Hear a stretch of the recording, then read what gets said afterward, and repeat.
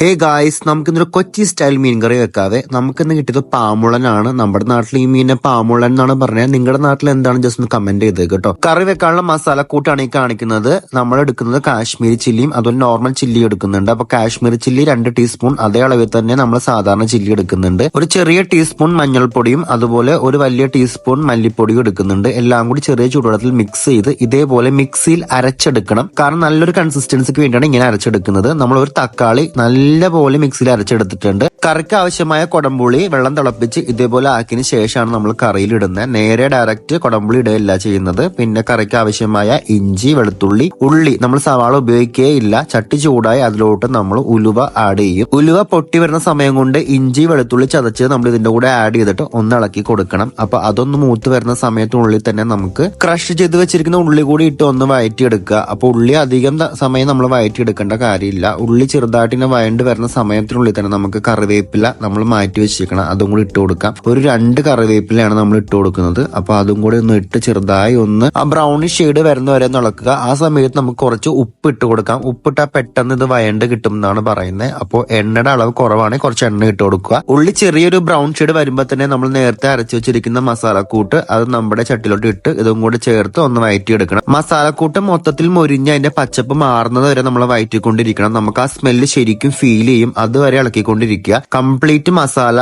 വയണ്ട് അല്ലെങ്കിൽ മൊരിഞ്ഞ് ആ ഒരു ഫ്ലേവർ എത്തുന്ന ആ സമയത്ത് നമുക്ക് നേരത്തെ അരച്ചു വെച്ചിരിക്കുന്ന തക്കാളി അത് കംപ്ലീറ്റ് ഇട്ട് കൊടുക്കുക. ഒരു തക്കാളിയാണ് നമ്മൾ മീൻകറിക്ക് ഉപയോഗിച്ചിരിക്കുന്നത്. തക്കാളി ഉപയോഗിച്ച് അധികം വയറ്റേണ്ട ആവശ്യമില്ല. ആ സമയത്തുള്ളിൽ നമുക്ക് പുളിവെള്ളം ഒഴിച്ച് നല്ലപോലെ ഇളക്കി കൊടുക്കാവുന്നതാണ്. വേറെ വെള്ളം നമ്മൾ ഒന്നും ഒഴിക്കുന്നില്ല. ആ തിളപ്പിച്ച പുളിവെള്ളം മാത്രമാണ് ഉപയോഗിക്കുന്നത്. 2 കൊടംപുളിയാണ് നമ്മൾ ഇതിനകത്തേക്ക് ഇട്ട് കൊടുക്കുന്നത്. തിളപ്പിച്ച് വെച്ചിരിക്കുന്ന കൊടംപുളി തന്നെ ആ കൊടംപുളിയോട് ഇതിനകത്തേക്ക് ഇട്ട് കൊടുക്കുന്നുണ്ട്. 1.5 കിലോളം മീൻ നമ്മൾ വാങ്ങിച്ചിട്ടുണ്ട്. അപ്പൊ അതിനുള്ള അളവാണ് ഞാൻ കാണിച്ചിരിക്കുന്നത്. അപ്പോ നിങ്ങളുടെ നാട്ടിൽ ഇങ്ങനെയാണോ ഉണ്ടാക്കുന്നത് അല്ലെങ്കിൽ വേറെ രീതിയാണോ എന്ന് ജസ്റ്റ് ഒന്ന് കമന്റ് ചെയ്യണേ. എന്തായാലും നിങ്ങൾ ഈ സ്റ്റൈൽ ഒന്ന് ട്രൈ ചെയ്ത് നോക്കണം. കാരണം കൊച്ചിയിൽ സ്റ്റൈലും കൂടെ നിങ്ങൾ അറിഞ്ഞിരിക്കണമല്ലോ. അപ്പൊ മലബാർ സ്റ്റൈലിൽ മലബാറുകാരുടെ പ്രത്യേകത ഉണ്ടാവും. അതുപോലെ സൗത്ത് സൈഡിലോട്ട് പോകുമ്പോൾ സൗത്ത് അതിൻ്റെതായ പ്രത്യേകത ഉണ്ടായിരിക്കും. അപ്പൊ കൊച്ചിയിൽ ഈ സ്റ്റൈലാണ് നമ്മൾ ഉപയോഗിക്കുന്നത്. നിങ്ങളുടെ വീട്ടിൽ എങ്ങനെയാണെന്നുള്ളത് ജസ്റ്റ് കമന്റ് ചെയ്യണം. അതുപോലെ തന്നെ ഇത് നിങ്ങളുടെ വീട്ടിൽ ട്രൈ ചെയ്ത് നോക്കിയിട്ട് നിങ്ങൾക്ക് ഇഷ്ടപ്പെട്ടോന്ന് അതും കമന്റ് ചെയ്യണം. തിളച്ചു വരുന്ന സമയം കൊണ്ട് നമുക്ക് മീനെല്ലാം ഇട്ട് കൊടുക്കാവുന്നതാണ്. മീൻ ഇട്ടതിന് ശേഷം ഒരു 10 മിനിറ്റോളം നമ്മൾ